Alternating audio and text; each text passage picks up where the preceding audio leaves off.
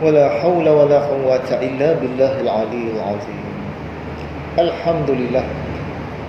Kita bersyukur kepada Allah Subhanahu wa taala kerana dengan limpah kurnia dan juga pilihannya, maka pada malam ini kita dapat menyambung majlis cinta Allah, yakni pengajian kitab induk Ihya Ulumuddin karya Hujjatul Islam Imam Al-Ghazali bagi tahun yang ke-7 kali yang ke-51. InsyaAllah pada malam ini kita meneruskan syarahan kitab yang ke-36 daripada 40 kitab yang terdapat dalam kitab induk Ihya Ulumuddin ini. Kitab yang ke-36 ini merupakan kitab mahabbah atau kitab cinta. Kitab cinta akan Allah. Jadi cinta ini yang selalu kita teringat dalam keadaan kita suka. Yang selalu kita duk teringat dalam keadaan kita suka dekat yang kita teringat tu, yang itu nama dia cinta. Kita selalu teringat dan kita suka, yang itu cinta. Kalau yang selalu kita teringat tapi dalam keadaan kita tak suka, benda tu kita tak suka tapi kita selalu teringat, yang itu nama dia benci. Kerana ia merupakan masalah-masalah. Hal yang selalu kita teringat tapi kita tak suka, yang itu adalah masalah. Itu yang kita duk teringat selalu. Jadi cinta tadi kita selalu teringat dalam keadaan kita suka, yang itu namanya cinta. Tapi kalau kita selalu teringat dalam keadaan kita tak suka, yang itu nama dia benci. Dengan Allah sepatutnya kita selalu teringat akan dia dalam keadaan kita suka dekat dia. Selalu teringat akan Allah dalam keadaan kita suka dekat dia, itu namanya cinta akan Allah. Sekiranya kita ni jenis yang kadang-kadang ingat akan Allah, jarang-jarang ingat akan Allah, sikit-sikit teringat akan Allah, yang itu masih cinta lagi, tetapi lemah cinta ataupun kurang cinta. Kalau yang benar-benar cinta dan kuat kecintaan dia, dia akan selalu ingat akan Allah dalam keadaan dia suka. Dan wasilah ataupun jalan ataupun kaedah untuk selalu ingat akan Allah ni ialah dengan zikrullah. Lafaz-lafaz zikrullah, sama ada di mulut ataupun di hati ataupun di kedua-duanya sekali. Bagi orang yang selalu sangat tak ingat akan Allah, yang itu mungkin tak cinta. Cinta Allah ini dia ada tanda-tanda dia. Cinta Allah ini, tanda-tanda dia itu ada pada hati kita dan juga ada pada perbuatan kita. Cinta Allah ini ada tanda-tanda dia. Tanda-tanda itu dia nampak pada hati dan juga perbuatan kita. Jadi kita nak tahu kita ni termasukkah ke dalam golongan yang cinta akan Allah, ataupun kita ini berada dalam golongan yang kuat cinta akan Allah, ataupun kita berada dalam golongan yang lemah cinta kita kepada Allah. Kita nak tahu ini, kita semak dengan tanda-tanda yang telah disenaraikan oleh Imam Al-Ghazali. Di mana dia senaraikan ini, kita ambil daripada kitab Ihya Ulumuddin. Sekiranya tanda-tanda ni banyak ada pada kita, itu maksudnya kuatlah cinta. Kalau kurang ada, maksudnya kuranglah cinta. Dan kalau tak ada tanda-tanda ini, mungkin kita tidak cinta akan Allah pun. Sekadar dakwaan saja. Kalau orang tanya kita, cintakah Allah? Kita pun jawab cinta akan Allah. Tetapi cinta itu dia ada tanda-tanda dia. Dan tanda-tanda cinta akan Allah ini, dia ada pada hati dan perbuatan kita. Ingatkah lagi lagu Tanda Kasih? Ini lagu lama dulu ni. Tanda Kasih itu tanda cinta. Lagu lama zaman klasik dulu, nyanyian Ahmad Mahmud dengan Rahmat. Lagu ini dia ada dalam sebuah filem lama, keluaran tahun 1960. Tajuk dia menggerunkan. Tajuk filem dia Isi Neraka.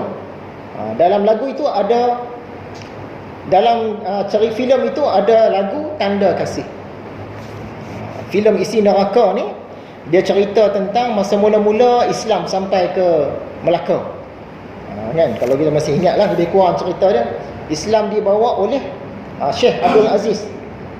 Dia perkenalkan Islam kepada Sultan.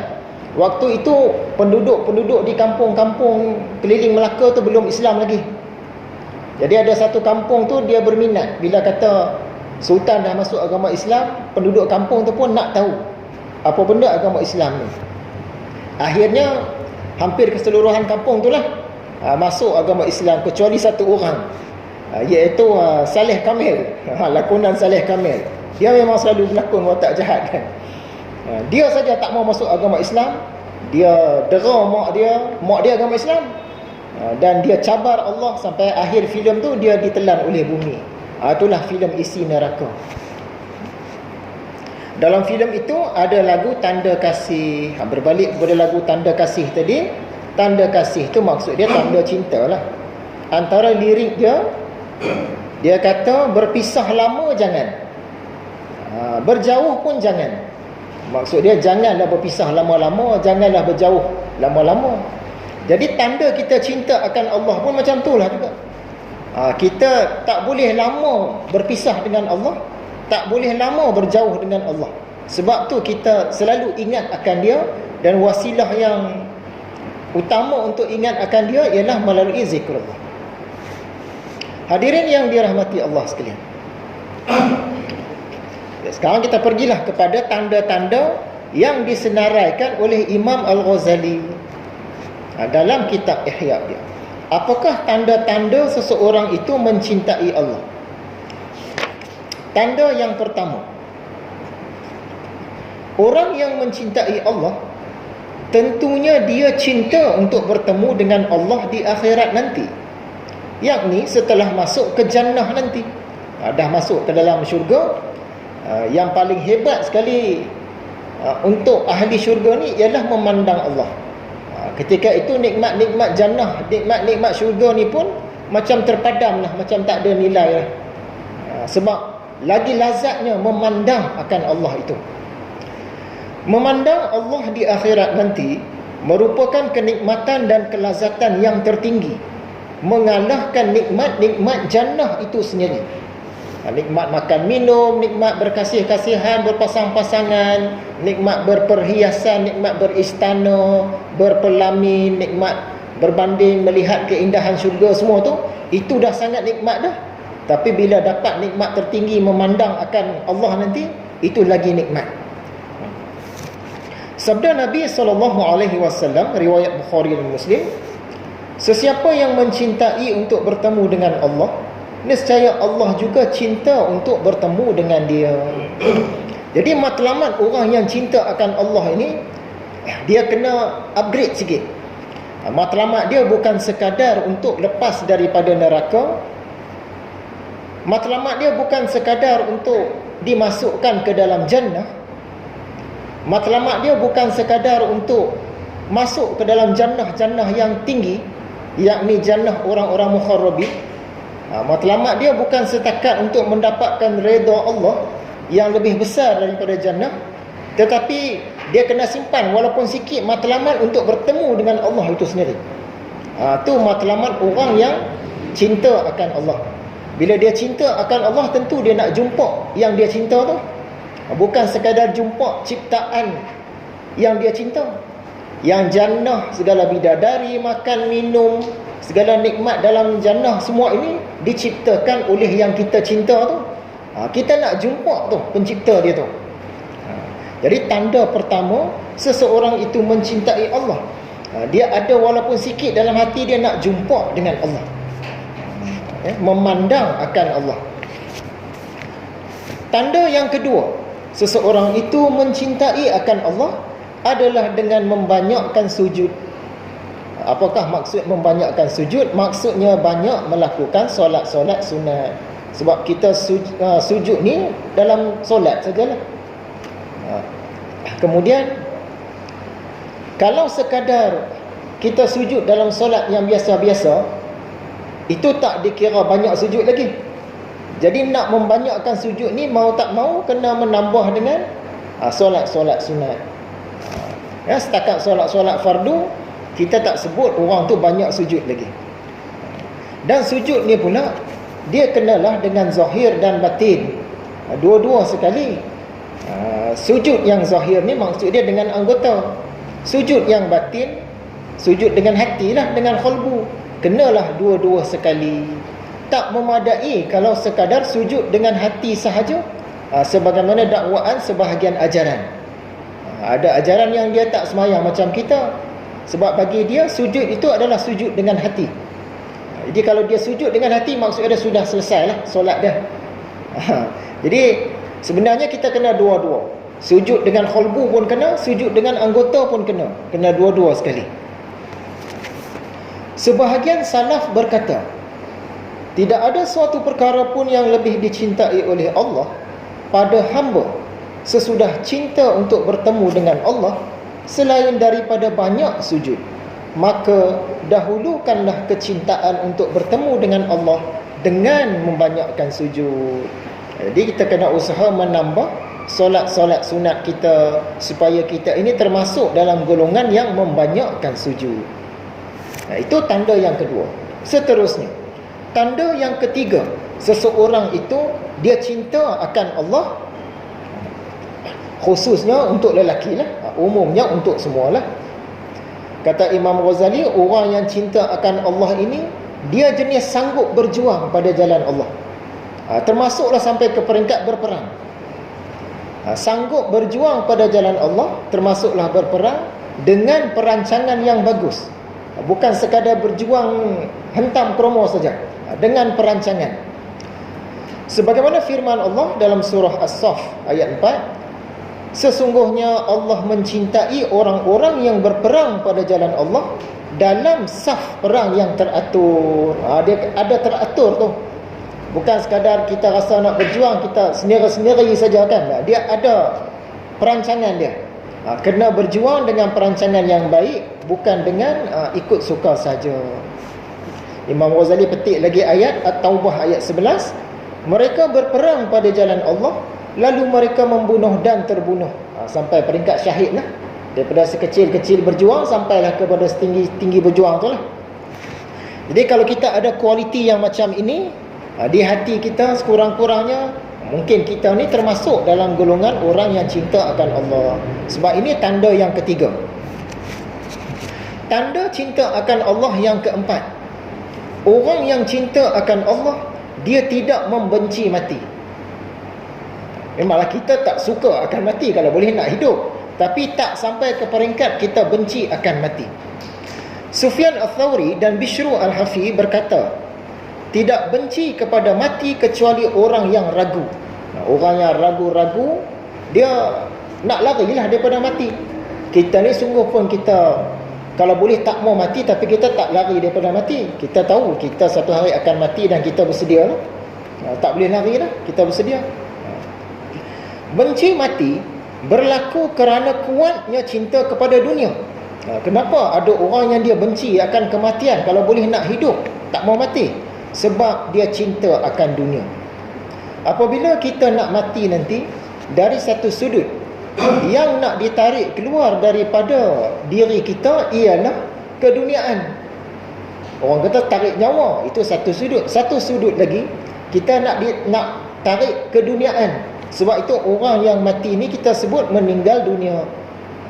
Nak tarik keduniaan ni akan jadi susah apabila kita nak pertahankan keduniaan tu. Jadi susah nak mati tu. Kita tak mau mati sebab keduniaan, cinta dunia tu masih kuat dalam diri. Kalau cinta dunia tu kurang ataupun tak ada, senang. Bila malaikat nak tarik saja keduniaan daripada qalbu kita, kita lepas je. Senang mati dia. Dia benci mati ni berlaku kerana kuatnya cinta kita kepada dunia. Bagaimana dengan ahli-ahli sufi? Ahli-ahli sufi meminta dipanjangkan umur. Orang bertikai pula. Kata ahli sufi ni tak benci akan kematian, suka akan kematian. Tapi dalam doa mereka, mereka minta dipanjangkan umur. Ni nampak macam bertentangan. Kenapa jadi macam itu? Okay. Ahli-ahli sufi meminta dipanjangkan umur bukan kerana mereka ni membenci akan mati, tetapi kerana mahu mempertingkatkan maqam masing-masing, kedudukan masing-masing di sisi Allah sebagai persediaan terbaik sebelum bertemu dengan Allah. Bukan mereka ni tak mau mati. Yang minta dipanjangkan umur itu sebab seboleh-bolehnya mereka nak capai maqam tertinggi yang boleh dicapai. Katakanlah dia mati umur 40, mungkin dia duduk level ini saja. Tapi kalau sampai umur 60, mungkin dia belajar amal dakwah semua, lagi tinggi maqam dia. Sebab selepas kita mati, kita tak boleh nak upgrade dah kita punya maqam, setakat tu saja.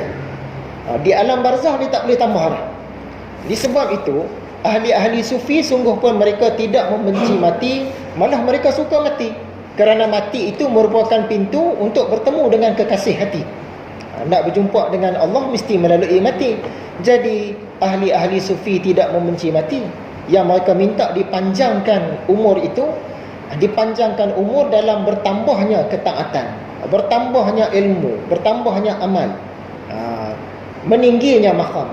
Itu tujuan dia. Macamlah kita nak masuk pertandingan debat, pertandingan pidato, pertandingan syarahan. Kita masuk pertandingan syarahan tu sebab memang kita suka, sebab tu kita masuk. Tapi seboleh-bolehnya pada hari pertandingan itu, biarlah lambat lagi kita punya giliran. Kita suka, kita yang daftar, kita nak masuk, tapi kita minta lambat lagi. Kenapa pula nampak macam bertentang? Bukan bertentang. Yang kita harap kalau boleh biarlah giliran kita belakang-belakang sikit, supaya kita boleh mantapkan lagi pidato yang kita nak persembah ni nanti. Bukan sebab kita takut, kita benci, kita tak mau, tapi nak bagi power betul-betul. Bila sampai giliran kita tu nanti, keluar tu memang cantik dengan hujahnya, dengan bahasanya, dengan bunga bahasanya semua. Jadi mati pun macam itu. Jadi ahli-ahli sufi dia tidak membenci mati, mereka minta dipanjangkan umur sebab nak upgrade maqam masing-masing. Itu sahaja. Tanda orang yang mencintai Allah yang kelima. Orang yang mencintai Allah, dia akan utamakan apa yang disukai oleh Allah berbanding apa yang disukai oleh diri sendiri. Maksudnya, hati orang jenis ini memang suka untuk mentaati perintah-perintah Allah dan suka untuk menjauhi segala larangan Allah. Orang yang bercinta sudah tentu akan mendahulukan kemahuan kekasihnya berbanding kemahuan dirinya sendiri. Jadi kalau betul kita cinta akan Allah, apa yang Allah suka itulah yang kita nak dahulukan, bukannya apa yang kita suka. Kalau kita tengok drama-drama televisyen pun sama lah. Bila dua orang pakwa-makwa dating nak makan di mana, yang lelaki suka makan kedai mamak, yang perempuan suka makan kedai siam. Bila tanya-tanya, perempuan tu kata kita pergi kedai siam, lelaki pun okeylah, ikutlah. Walaupun lelaki tadi dia nak pergi makan di kedai mamak. Sebab apa? Kekasih dia. Dia mengutamakan apa yang kekasih dia suka. Kita dengan Allah pun macam itu. Kita utamakan apa yang kekasih kita suka. Contoh dia macam menutup aurat. Bagi orang perempuan, dia kenalah tutup rambutnya kan. Kalau ikut hati kita ni, biarlah tak tutup. Boleh tunjukkan macam-macam fashion, lagi cantik. Kita pun tak rasa panas. Tapi disebabkan kekasih kita, dia suka kita tutup, kita utamakan kehendak kekasih kita, kita pun tutup. Macam itulah contoh dia. Tanda yang kelima, kita ni mencintai Allah ialah dengan mencintai zikrullah. Zikrullah ini maksud dia ingat akan Allah. Kalau kita ni selalu suka ingat akan Allah, maksud dia cintalah tu. Kalau kita kadang-kadang, jarang-jarang cinta juga, tetapi lemah kecintaannya. Kalau kita ni tak ada perasaan nak ingat pun akan Allah, mungkin tak cinta. Orang yang benar-benar mencintai Allah tentunya sangat suka dan banyak ingat akan Allah. Zikrullah itu maksud dia ingat akan Allah walaupun tanpa bunyi. Kita ingat akan Allah, zikrullah dah tu. Kalau kita melafazkan di mulut, subhanallah, subhanallah, hati ingat dah tu. Kalau melafaz di mulut, hati tak ingat, itu bukan zikrullah, itu lafaz zikrullah. Yang ketujuh, tanda seseorang itu mencintai akan Allah ialah orang itu tentunya mencintai Al-Quran. Kata Sahal, tanda mencintai Allah ialah mencintai Al-Quran. Tanda mencintai Al-Quran ialah mencintai Nabi SAW. Tanda mencintai Nabi ialah mencintai sunnah. Jadi, kalau betul kita ni orang yang cinta akan Allah, sudah tentu kita cinta akan Al-Quran. Cinta ni sampai peringkat mana kita kata tadi? Sampai peringkat selalu teringat. Selalu teringat dalam keadaan suka. Kalau kita selalu teringat akan Al-Quran dalam keadaan suka, dan kita baca, kita baca ambil faedah daripada dia, itu mungkin tanda kita mencintai Allah. Jadi kita ni sepatutnya lah, semestinya lah, pada setiap hari kita kena baca Al-Quran. Kita buka, baca sekurang-kurangnya satu ayat, dapat banyak lagi bagus. Kalau ikutlah kayu ukur bagi Imam Ghazali dalam kitab Ihya ini, bagi dia kalau sebulan satu juzuk itu adalah yang paling lemah. Bagi dia, bagi kita paling hebat lah tu. Bagi dia, kita tak tercapai lah dia punya level kan. Tanda yang ke-8, tanda mencintai Allah yang ke-8 ialah kita mencintai Nabi SAW. Kalau kita cinta Allah saja tak cinta Nabi, macam tak sempurna. Sebab Nabi Muhammad itu adalah kecintaan Allah. Kecintaan Allah nombor 1. Kita cinta Allah saja tak cinta kecintaan dia yang nombor 1, tak cantik nampak. Jadi kena mencintai Nabi SAW. Firman Allah surah Ali Imran 31 katakan, jika benar kamu mencintai Allah, ikutlah aku, nescaya kamu akan dicintai oleh Allah. Tanda mencintai Allah yang ke-9, orang yang cinta akan Allah ni sudah pasti dia suka untuk bersenang-senang dengan khilwah dan munajah. Ringkas cakap, khilwah ni dia suka duduk bersendirian. Lepas sembahyang kita wirid seorang-seorang pun kira khilwah juga. Duduk bersendirian dalam keadaan dia sedang berhubungan dengan Allah. Sedang berhubungan dengan Allah. Dengan Allah ni kita boleh cakap terus pun boleh. Cakaplah dalam bahasa kita apa yang kita nak cakap, apa yang kita nak rayu, apa yang kita nak mohon. Jadi orang yang cinta akan Allah, kata Imam Ghazali, dah tentu orang ni jenis suka akan khilwah. Khilwah ni khalwat lah. Bukan khalwat yang berpasang-pasang tu, khalwat mengasingkan diri untuk bersama-sama dengan Allah, dengan kekasih. Itu kita sebut khilwah, khalwat. Dan bermunajah. Maksudnya orang yang cinta akan Allah ini, dia tentunya suka untuk memperuntukkan masa tertentu untuk bersendirian, lalu bermesra-mesraan dengan kekasihnya, yakni Allah Subhanahu wa ta'ala. Lebih-lebih lagi pada malam hari. Orang yang berkhalwat itu dia bermesra-mesraan dengan kekasih dia dalam kalangan manusia. Yang kalau dalam agama ini berkhalwat atau berkhilwah ini bermesra-mesraan, bersunyi-sunyian, bersendirian, bermesra-mesraan dengan Allah. Itu kekasih kita. Firman Allah Ta'ala surah Ar-Ra'd ayat 28, maksudnya orang-orang yang beriman itu hati mereka tenteram dengan mengingati Allah. Ketahuilah, dengan mengingati Allah tenteramlah hati. Di kadang-kadang kita zikir dah beribu dah, tapi hati tak berapa tenteram juga. Sebab biasanya kita berzikir, kita lebih kepada lafaz, bukan kepada kita ingat akan Allah. Kita dalam duk la ilaha illallah kan, duk baca la ilaha illallah tu, fikiran kita pergi tempat lain lah. Jadi lafaz tu banyak, ingat tu kurang. Sebab itu dia tak berapa sedap.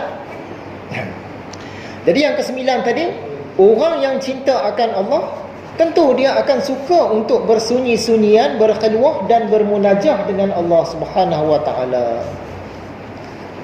Tanda yang ke-10, seseorang itu cinta akan Allah. Tandanya tertanam dalam jiwanya bahawa terlepas selain daripada Allah tidak mengapa lagi, asalkan jangan terlepas akan Allah. Terlepas yang lain tak apa lagi, janganlah aku ni terlepas akan Allah. Macam agama lah, terlepas benda lain tak apa, tapi kalau terlepas agama ni, kita dah tinggal agama Islam ni, itu satu bencana yang sangat-sangat besar lah tu. Tertanam dalam jiwanya, kalaulah terlepas lain daripada Allah, tak dapat selain daripada Allah tu tak apa lagi, asalkan jangan terlepas akan Allah. Orang jenis ini akan berasa sedih atas keleputan setiap saat yang kosong daripada zikir dan taat kepada Allah. Kalau bagi ahli-ahli sufi ni, dia rasa seakan-akan macam berdosa dah bila ada satu saat dia tak ingat akan Allah. Padahal benda tu tak salah pun, kan? Kita ni kena membanyakkan ingat akan Allah. Waktu kita lapang-lapang, kita tak ingat. Kita tak ingat akan Allah pun waktu tu kita tengah berniaga ke, tengah mengajar ke, tengah bekerja buat rumah ke, tapi waktu tu kita tak ingat akan Allah. Bukanlah satu kesalahan, kan? Tapi kalau bagi ahli-ahli sufi, bagi dia itu waktu yang dia dah terlepas akan Allah. Sebab tu dia berusaha untuk sentiasa ingat akan Allah. Ulama-ulama lah, kita cuma mencontohi jalan mereka. Dia orang jenis ini, dia akan berasa sedih bila dia terluput waktu-waktu yang kosong daripada zikir dan taat kepada Allah. Jika boleh, dia hendak sentiasa dalam keadaan ingat akan Allah dan sentiasa dalam keadaan taat. Tanda yang ke-11, seseorang itu ingat akan Allah. Orang yang ingat akan Allah ini, dia berasa sedap dan lazat untuk taat kepada perintah-perintah Allah. Apa yang Allah suruh, dia rasa sedap nak buat. Apa yang Allah larang, dia rasa sedap nak tinggal. Dia tidak terasa terpaksa. Bila ada rasa terpaksa ni, maksudnya kecintaan tu ada tapi kurang. Macam nak sembahyang lah. Bila nak sembahyang ni kita rasa sedap, teringat nak sembahyang, itu mungkin tanda cinta. Tapi bila nak sampai waktu sembahyang ni, kalau boleh-boleh kita tak maulah, biarlah lewat lagi. Rasa kalau bolehlah tak sembahyang ni, tak mau buat. Kita buat tu dalam keadaan macam Allah dah terpaksa pula dah. Kalau tak buat saja, tak lepas pula tanggungjawab dengan Allah. Ada cinta tapi cinta tu lemah. Yang jenis cinta kuat ni, dia buat itu memang sebab dia cinta akan Allah. Ada orang buat sebab takut akan Allah, bagus. Ada orang buat sebab dia mengharapkan sesuatu daripada Allah, bagus. Dan ada orang dia buat kerana cinta akan Allah, yang ni paling baik. Kita ada ke-11 tadi, orang ini berasa sedap dan lazat untuk taat kepada perintah-perintah Allah. Orang yang merindu itu tidak berasa berat berjalan, berusaha untuk memenuhi keinginan orang yang dirinduinya. Macam kita berkasih tadi lah, apa kekasih kita minta, kita nak buat belakang, walaupun benda tu susah. Sebab kita bertindak atas dasar cinta. Bila atas dasar cinta ni, dia tak kira apa mara bahaya dah, nak buat. Dia berasa enak melayaninya dengan hatinya, sekalipun kesukaran melanda tubuh badannya.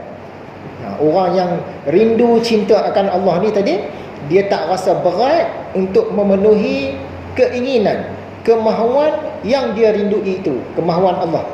Allah kata buat begini, dia buat dengan senang hati. Allah kata jangan buat begini, dia tak buat dengan senang hati. Tanda yang ke-12, seseorang itu mencintai akan Allah. Orang yang mencintai Allah, sudah tentu dia akan mengasihi segala makhluk Allah. Sayang belaka lah, menghargai belaka lah semua. Tetapi bertegas terhadap musuh-musuh Allah. Musuh-musuh Allah pun dia kata kasih juga. Bukan kasih kita simpatilah sebab dia jadi musuh Allah, tetapi kita kena bertegas dengan dia. Dan orang-orang yang melakukan sesuatu yang tidak disukai oleh Allah. Jadi orang yang cinta akan Allah ni, dia kasih seluruh makhluk, tetapi dengan musuh-musuh Allah dia ada tegas dia. Dan dengan orang yang melakukan sesuatu yang tak disukai oleh Allah, dia ada tegas, dia ada pendiriannya. Firman Allah Subhanahu wa taala dalam surah Al-Fath 29, bersikap tegas terhadap orang-orang yang tidak beriman, dan bersikap kasih sayang antara sesama mereka. Ayat ini selalulah tok-tok guru dok bawa. Dengan sesama kita orang-orang beriman, yang diutamakan kasih sayang. Kepada yang belum beriman, yang bukan beriman tu, kita kena ada tegas. Tak boleh kita tak boleh lembut. Tak boleh kita berliberal pula, bertolak ansur pula. Dengan bukan Islam, dengan bukan orang beriman ni, kita ada tegas kita. Dengan sesama Islam, okey, kita dahulukan kasih sayang. Dengan yang belum beriman, yang bukan beriman, utamakan tegas dulu. Prinsip dia, kalau benda tu melanggar yang agama kita, tak boleh, sebab bertentangan dengan agama Islam. Orang jenis ini tidak terkesan dengan celaan orang-orang yang suka mencela. Jadi yang ke-12 ni, kalau betul dia cinta akan Allah, memang dia sayang semua makhluk Allah, tetapi dengan musuh-musuh Allah, dengan orang-orang yang belum beriman, yang tidak beriman, dia ada tegas dia, ada prinsip dia. Prinsip tu dia tak boleh goncang. Tanda yang ke-13, orang-orang yang cinta akan Allah. Okay, orang yang cinta akan Allah ini, dia ada perasaan takut. Ada takut pula. Takut yang macam mana ni? Takut ini dalam erti kata ada risau, ada bimbang, ada khawatir. Apa yang ditakutkan, apa yang dirisaukan, dan apa yang dikhawatirkan itu. Yang ditakuti itu ialah takut terlepas akan Allah. Dia cinta akan Allah, tapi dia ada takut. Sekarang ni memanglah aku cinta akan Allah, tapi kot-kot esok lusa tahun depan berkurang cinta aku. Harap-harap janganlah jadi macam tu. Dia ada takut. Dia takut terlepas akan Allah. Dia takut jauh daripada Allah. Dia takut cinta dia menjadi lemah. Dia takut kalau dia terubah hati. Sekarang ni macam okey, cinta akan Allah. Esok lusa belum tentu lagi, takut terubah hati, cinta yang lain pula. Cinta dunia pula lebih. Jadi dalam bercinta ini ada takut. Bila ada takut, dia ada harap. Orang kata orang yang bercinta ni tak ada takut dan harap dah. Ada. Imam Ghazali kata ada. Kerana takut dan harap ini seumpama sepasang sayap. Kata Imam Ghazali, dengan sayap inilah kita dapat terbang untuk lebih dekat dengan Allah.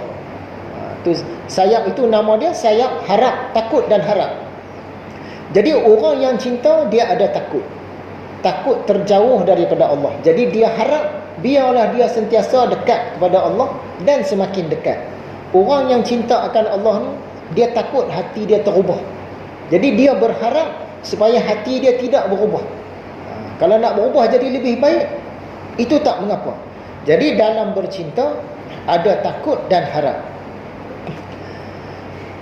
Inilah antara tanda-tanda cinta akan Allah. Ada 13 tanda.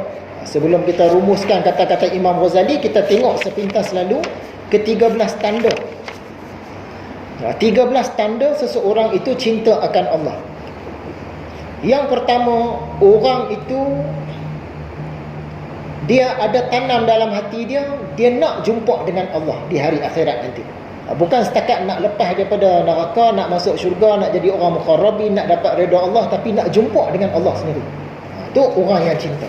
Tanda yang kedua, orang yang cinta akan Allah sudah tentu dia akan membanyakkan sujud. Maksud dia banyak melakukan solat-solat sunnah. Yang ketiga, orang yang cinta akan Allah sudah tentu dia ni sanggup berjuang, bahkan sampai ke peringkat berperang pada jalan Allah dan sanggup untuk terbunuh, mati syahid. Yang keempat, tanda orang yang cinta akan Allah, orang itu dia tidak membenci mati. Kerana mati ini laluan untuk bertemu dengan kekasih dia, iaitu Allah. Macam mana dia boleh nak benci akan kematian? Yang mereka minta panjangkan umur itu sebab mereka nak tingkatkan kualiti mereka lagi sebelum dapat bertemu dengan kekasih hati. Yang kelima, orang yang cinta akan Allah, dia akan utamakan apa yang Allah suka berbanding apa yang dia suka.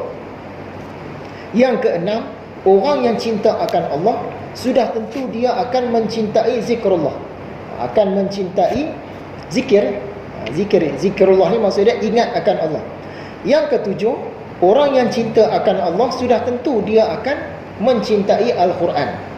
Yang ke-8, orang yang cinta akan Allah, sudah tentu dia akan mencintai Nabi SAW. Yang ke-9, orang yang cinta akan Allah, sudah tentu dia ni suka untuk bersunyi-sunyian, berkhilwah dan bermunajah dengan Allah. Yang ke-10, yang cinta akan Allah, sudah tentu di dalam hati dia ada satu perasaan, aku ni kalau terlepas yang lain pun tak apa, asalkan jangan terlepas Allah saja. Ada perasaan macam itu di lubuk hati dia tu. Yang ke-11, orang yang cinta akan Allah, sudah tentu dia akan berasa lazat untuk patuh kepada perintah-perintah Allah. Apa yang Allah suruh buat, dia suka. Apa yang Allah larang, dia tak mau buat. Dia suka tak mau buat. Maksud dia dengan mudah sahaja. Yang ke-12, orang yang cinta akan Allah, sudah tentu dia akan mengasihi, dia akan sayang semua makhluk Allah. Tetapi dalam masa yang sama, terhadap musuh-musuh Allah, terhadap orang-orang yang tidak beriman, dia ada pendirian, dia ada ketegasan. Setengah ulama dia tafsirkan sebagai bersikap keras. Sebahagian ulama kata bersikap tegas, sebahagian ulama berkata bersikap keras terhadap orang-orang yang tidak beriman. Yang ke-13, orang yang cinta akan Allah, sudah tentu dia ada perasaan takut dan harap. Dia takut cinta dia tu hilang ataupun lemah, dan dia berharap agar cinta dia kekal dan kuat. Kata Imam Ghazali, inilah antara tanda-tanda cinta akan Allah. Maksud dia banyaklah lagi tanda-tanda cinta akan Allah ni, tapi Imam Ghazali dia tak bubuh semualah. Yang utamanya ada 13. Selanjutnya kata Imam Al-Ghazali, sesiapa yang sempurna pada dirinya tanda-tanda ini, siapa-siapa yang ada lah 13 tanda ni dan kuat, maka sempurnalah kecintaannya dan ikhlaslah cintanya, maka bersihlah di akhirat minumannya, air tasnim, dan lazatlah minumannya. Sesiapa yang bercampur kecintaannya itu dengan kecintaan kepada selain Allah, nescaya ia bernikmat-nikmat di akhirat menurut tahap kecintaannya itu, kerana bercampur minumannya dengan kadar minuman orang-orang mukharrabin. Ini cerita dia. Orang-orang yang masuk syurga, mereka ini orang-orang abrar, orang-orang baik-baik. Ada satu lagi tingkat, orang-orang yang dekat dengan Allah. Itu orang-orang mukharrabin. Jadi ada syurga untuk abrar, ada syurga untuk mukharrabin. Contohlah dia, bukan macam tu rupa dia kan, contoh. Syurga abrar ni peringkat tinggi, syurga mukharrabin peringkat lebih tinggi. Yang membezakan dia, dalam Quran dia beritahu, orang yang syurga abrar tadi, mereka minum campuran air tasnim.